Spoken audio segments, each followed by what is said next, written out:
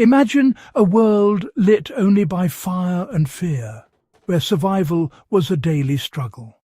Winters were brutal, and people needed more than just shelter. They needed a fortress and a sanctuary. Surprisingly, their greatest ally wasn't stone or iron, but humble clay found right under their feet. For many, home was made of earth, not for beauty, but for survival. Clay was abundant, cheap, and could be built quickly, perfect for times of crisis. With simple tools, people transformed mud into walls that could last centuries. These weren't just primitive huts. They were sophisticated, resilient systems. Clay homes kept families warm, dry and safe through the harshest times. The story of medieval clay is one of ingenuity. Ordinary people mastering their environment. By understanding their methods, we uncover timeless lessons in resilience. Sometimes the simplest solutions are the most powerful. If you're a fan of history, or just want your next DIY project to survive a medieval siege, then you need to hit that subscribe button right now. Because today we're diving into the secret recipe behind the perfect medieval clay mix. The strength of a medieval clay home started with the earth itself. Builders sourced clay from the ground nearby, making construction fast and local. Not all mud would do. They chose clay with the right balance of stickiness and structure. Mixed with straw, animal hair or pebbles, the clay became strong and flexible. This blend, called daub, was pressed onto a woven wooden frame called wattle. The result, a wall that was both sturdy and slightly pliable, perfect for long-lasting homes. Recipes varied by region, more sand in rainy areas, more straw in cold ones. Each home was tailored to its environment, using only what the land provided. This deep understanding of local materials was key to survival.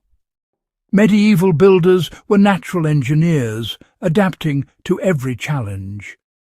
Their methods created homes perfectly suited for their world. We picture stone fortresses, but clay walls offered real protection for many. Thick, straw-reinforced clay walls absorbed blows and were tough to breach. Attackers found hacking through clay slow and exhausting, buying precious time for defenders. Unlike wood, clay had no weak joints. Unlike stone, it couldn't be dismantled block by block. Repairs were simple. Just patch with fresh daub, no mason required. Clay walls also stood strong against nature wind, rain and shifting ground. Their flexibility meant they could settle without cracking, lasting for generations. Even military engineers used similar earthworks for quick, effective defence. For medieval families, clay homes were accessible fortresses built with wisdom, not wealth. The monolithic structure made undermining nearly impossible. Clay's resilience was a lifesaver in an unpredictable world. These homes were more than shelter. They were strongholds against chaos. Clay proved that strength could come from the earth itself. Medieval winters were harsh, but clay walls offered a secret weapon, thermal mass. During the day, clay absorbed heat from fires and sunlight, releasing it slowly at night. This kept homes warmer and more comfortable than stone or wood.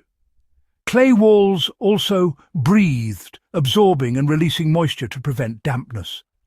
This created a healthier environment, reducing mold and illness. The breathable clay protected wooden frames from rot, preserving the home for decades. Unlike stone, which stayed cold, or wood, which lost heat quickly, clay balanced warmth and dryness. Generations perfected this passive climate control, making homes true sanctuaries. Clay's natural properties made it the ideal medieval building material. Simple, effective, and life-saving. In crowded medieval towns, fire was a constant threat. Most homes were timber, but clay-walled buildings stood as fire breaks. Clay doesn't burn, it shielded homes from spreading flames. Even when heated, clay walls protected the wooden frame inside, slowing fire's advance. Authorities often required more clay in new buildings to reduce fire risk. Clay plaster was used to coat timbers and line hearths, adding vital fire resistance. Without modern fire safety, people relied on clever design and natural materials. When fires swept through towns, clay-walled homes often survived where timber ones did not. Clay's fireproofing saved lives and property, proving its worth again and again. The legacy of clay is written in the ruins it left standing. Medieval clay building is a lesson in survival and resilience. Builders used what was local, abundant and effective, no complex machinery or global supply chains. Their knowledge was shared, practical and community-based. Today we rely on distant resources, making us vulnerable when systems fail. The medieval approach reminds us that true resilience comes from practical skills and local materials. Learning from these techniques isn't about abandoning modern life, but about preserving essential wisdom.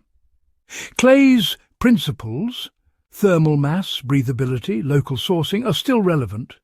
In crisis, these skills could help us build strong, healthy shelters quickly. Sustainable, simple solutions are timeless. The quiet strength of clay homes is a legacy worth remembering. In ancient clay lies a secret to survival we should never forget.